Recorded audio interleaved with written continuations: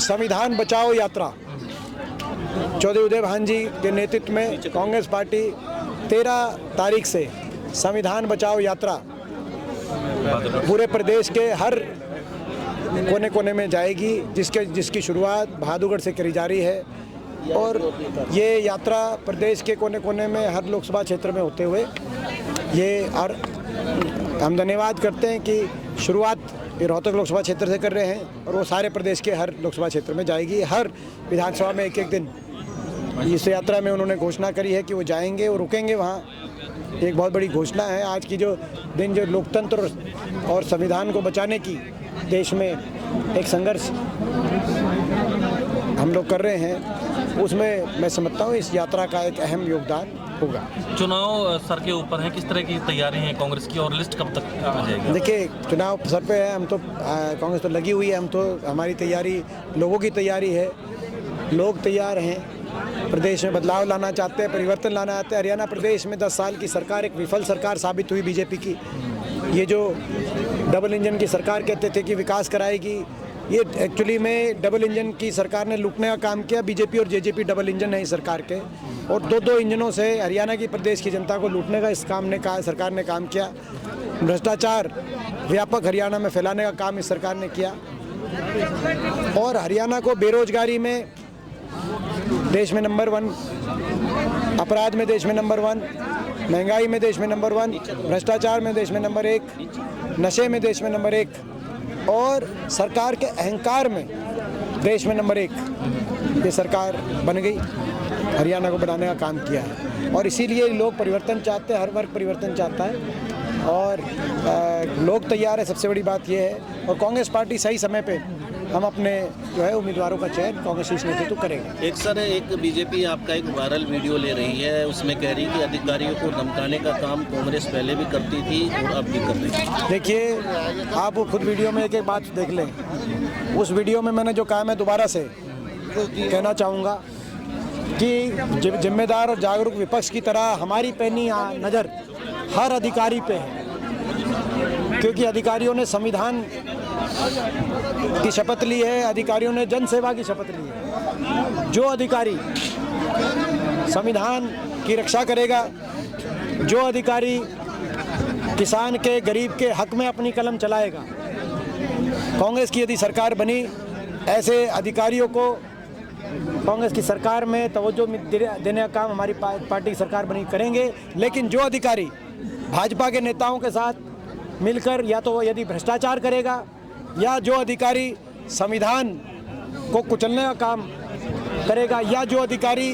किसान और गरीब को सुविधाएं देने में अगर कटौती करने का काम कोई अधिकारी करेगा, तो ऐसे अधिकारियों को भी जब हमारी सरकार बनेगी तो उनकी जवाबदेही भी तय की जाएगी। आज मैं उस बात को और भी खोल के आपके बीच में मैं रखना चाहता हूँ।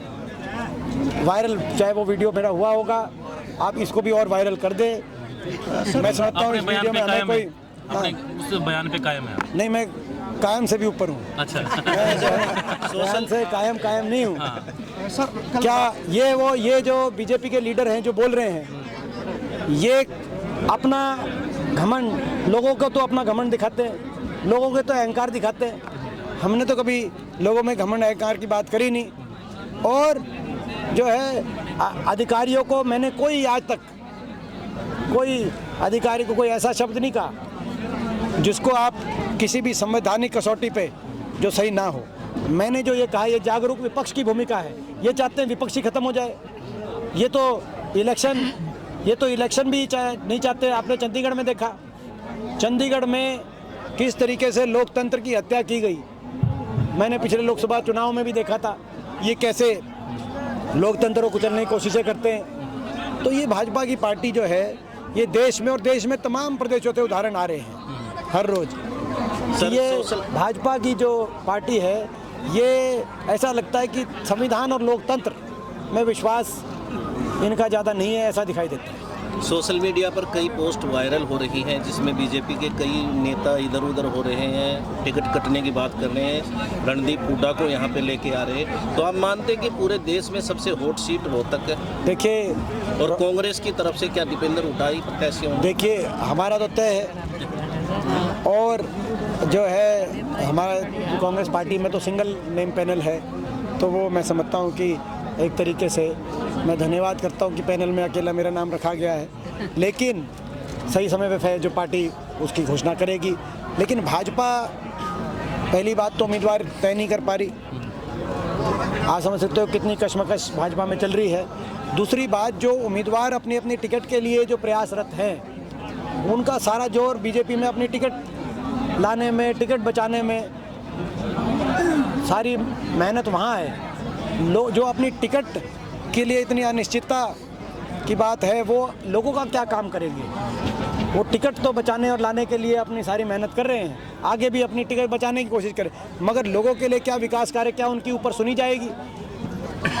ऊपर उनकी सुनी गई 5 साल भाजपा किसी सांसद की, मैं केवल यहाँ के किसी सांसद के बारे में नहीं कह रहा, क्या भाजपा के किसी सांसद की पिछले 5 साल में, हरियाणा किसी सांसद में, हरियाणा में 10 लोकसभा के 5 राज्यसभा के सांसद हैं, क्या उन 14 सांसदों की बात कहीं आई? किसी ने कहा कि हमारे प्रदेश में एयरपोर्ट बने? 5 साल में किसी ने एक ने, ये मैं नहीं कह रहा बना हो रहा नहीं बना कोई बात नहीं, क्या किसी एक ने ये कहने की हिम्मत करी संसद में कि एयरपोर्ट बने हमारे प्रदेश में? क्या किसी ने कहने की हिम्मत करी कि रेल कोच फैक्ट्री आए हमारे प्रदेश में? क्या संसद के अंदर ऐसी बात भी कही किसी ने? वो तो अपनी टिकट के लिए अपना जो है अपने किसी तरीके से सारे लोग प्रयास कर रहे हैं। लोगों के क्या काम करेंगे जब उनके ऊपर भाजपा के अंदर, ये भाजपा के अंदर मैं समझता हूँ अंदरूनी लोकतंत्र की ज़्यादा व्यवस्था भाजपा में बची नहीं है, ये बात स्पष्ट हो चुकी है। और ये हम लड़ाई जो लड़ रहे हैं, ये हम देश में संविधान और लोकतंत्र बचाने की नहीं लड़ रहे, हम भाजपा में भी लोकतंत्र बचे, बीजेपी पार्टी में भी लोकतंत्र आपने एक बात और कही कि इस सीट का विधानसभा पे सीधा असर पड़ेगा। बिल्कुल, पिछली बार भी अगर हम यहाँ रोहतक लोकसभा सीट का नतीजा कांग्रेस के पक्ष में होता, तो मुझे विश्वास है कि इतने उत्साह से विधानसभा के मैदान में कांग्रेस पार्टी का कार्यकर्ता प्रदेश में उतरता कि जो 2900 वोटों का मात्र फर्क रह गया, 2900 वोट ज़्यादा आती तो हमारी 36 सीट आती और बीजेपी की 35, तो ये 2900 वोटों का पिछली बार 2019 में फ़र्क नहीं रहता और सिंगल लार्जेस्ट कांग्रेस पार्टी आती और 22,000 वोट ज़्यादा आती तो मेजॉरिटी आती कांग्रेस की। अरविंद शर्मा, और इस बार भी ये रोहतक लोकसभा सीट, मेरा मानना है इसका जो परिणाम आएगा वो हरियाणा के अंदर अगली कौन सी सरकार बनेगी उसका निर्णय रोहतक करने वाला है, मुझे पूरा विश्वास है। और मुझे ये भी विश्वास है यहाँ से लोग का आशीर्वाद मिलेगा, कांग्रेस पार्टी जीतेगी और जिस दिन यहाँ रोहतक लोकसभा सीट से कांग्रेस पार्टी जीतेगी, हरियाणा की अगली सरकार की नींव रखने का काम किया जाएगा। सर, ग्रुप डी का जो भर्ती का रिजल्ट निकाला गया ना, वो अचानक से निकाल दिया गया है, मामला कोर्ट में विचाराधीन था, क्या मानते हैं कोई बैकडोर एंट्री वगैरह निकालने के लिए? देखिए, ये सरकार की एक नीति आई है, ये सरकार 5 साल तक कोई भर्ती करती नहीं, सारी भर्तियों को उलझाने का काम करती है। 5 साल तक कहीं सीटी में उलझाया, कहीं जो पेपर लीक घोटालों में उलझी भर्तियाँ, भर्ती घोटालों में उलझी भर्तियाँ, जो थोड़ी बहुत भर्तियाँ निकली बड़े पदों पे, उनमें हरियाणा से ज़्यादा हरियाणा के बाहर के नौजवानों को मौका मिला, लेकिन नाम मात्र की भर्ती हुई पिछले 5 साल में। यही 2014 से 19 तक था। बच्चे ओवर एज हो गए, बच्चे कोई डिप्रेशन में, कोई नशे की तरफ, कोई पलायन की तरफ। हरियाणा प्रदेश का नौजवान आज इस सरकार ने देश में सबसे ज़्यादा बेरोजगारी के चौराहे पे खड़ा कर दिया। और उसके बाद आखिरी में अपनी राजनीतिक रोटी सेकने के लिए ये ग्रुप CD निकालते हैं। आज आप देखो, आज सुबह बहुत से मेरे बच्चे मिले थे, अभी मिलेंगे, जो आप सोच नहीं सकते कैसे कैसे बच्चे जो है ये इसमें रह गए।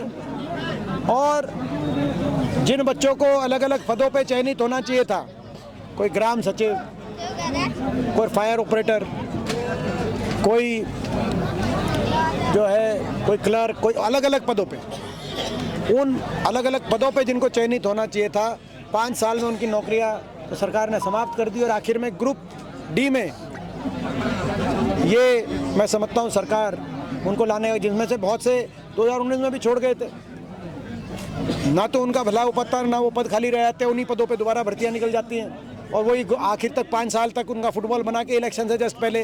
तो ये कारण हरियाणा में सबसे ज़्यादा बेरोजगारी है, उसका कारण ये सरकार है। इस सरकार ने आज हरियाणा के नौजवानों की बेरोजगारी को एक का राजनीतिकरण राजनीतिक इस्तेमाल अपने चुनाव में करने के लिए 5 साल तक इन्होंने भर्ती नहीं कराई और अब आखिर में ग्रुप डी रिजल्ट लेके आए हैं, जिसमें जो ग्रुप सी आई थी वो भी आपने देखा होगा कितनी अनियमितताएं हैं उसमें, ग्रुप सी वाले में भी, और अब ये ग्रुप डी की आई है।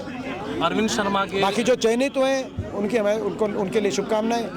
एक तो अरविंद शर्मा आपको चैलेंज कर रहे हैं कि नो मैदान में आ जाएं, हम तैयार हैं, और दूसरा उनके रिपोर्ट कार्ड के बारे में पूछूंगा कि आप कितना संतुष्ट हैं 5 साल में। देखिए, रोहतक पे तो आप काम पे कहते हैं कि हमने काम किया, उस पर आधार पर वोट, वो कहते हैं कि काम हमने किया है, क्या कहेंगे? देखिए, ये तो जनता तय करेगी, तो कोई इसमें कोई मैं जो है जनता ये तय करे कि काम किस समय ज़्यादा हुआ था, तो देखो जनता तय करे। और यदि मैदान की आने की बात है, मैं तो समझता हूँ तो मैदान तो हम तो एकदम ही छोड़ते ही नहीं हैं, हम मैदान में नहीं तो क्या है। तो आप तो उसके साक्षी तो आप लोग हो कि हम तो मैदान में, हम भी मैदान में है, हमारा काम भी मैदान में है, और रोहतक की जनता भी मैदान में है, उनका इंतजार है बस। तो आप काफी खुश नजर आ रहे हैं। देखिए, क्या तैयारियां? एक तैयारी है कि खुश नज़र मैं इसलिए आ रहा हूँ कि मुझे विश्वास है लगातार जो हमारा कैंपेन है रोहतक के एक एक व्यक्ति तक मैं पहुंचने की कोशिश कर रहा हूं, और छत्तीस बिरादरी के मन में जो एक भावना जो मैंने देखी है, मैं उस भावना को देख के खुश हूँ। अच्छा सर, कोई ऐसी लिस्ट भी है जो नेताओं की कांग्रेस में शामिल होने वाले हैं जल्दी? हम सब समय पे जल्दी आपको उसका बताएंगे। वैसे है कोई लिस्ट ऐसी? हमारी तो आती रहती है, लगातार हमारी ज्वाइनिंग जारी है कांग्रेस पार्टी में। जैसे मैंने कहा कि पिछले 1 साल में 35 पूर्व विधायक शामिल हुए, और अब शामिल की जो है सही समय पे इसकी रफ्तार भी बढ़ाएंगे हम, लोकसभा चुनाव से पहले भी हम आपके सामने। सर, बीजेपी 400 पार का नारा दे रही है इस बार। नारा बीजेपी केवल अपने हिसाब से देती है। बीजेपी कहती है 75 पार, बीजेपी कहती है 400 पार, हम कहते हैं बड़े बुजुर्गों की पेंशन हो 6000, हम कहते हैं 300 यूनिट फ्री बिजली करो बार बार। हम जनता के लिए नारा देते हैं, ये अपने लिए देते हैं कि भाई इतनी 75 पार करो, 400 पार करो। जनता के लिए क्या नारा है? जनता के लिए हमारे नारे। धन्यवाद।